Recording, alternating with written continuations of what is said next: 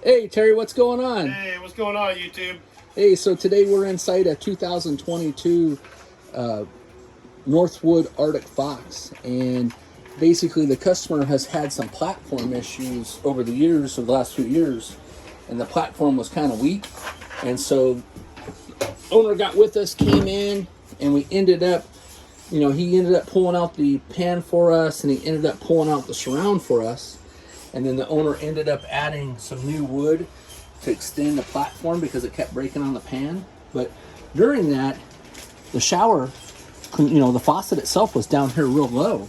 And so if you look at this picture here, if you can see that or not, the faucet was clear at the bottom. So now we've basically extended the hoses, cut a new hole. It's gonna be going right there. We're gonna put the shower actually up where it should be so they can actually control it while they're inside there.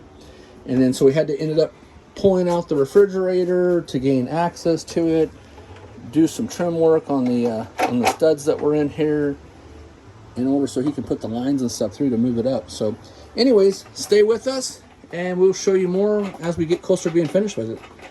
Thanks so much for watching.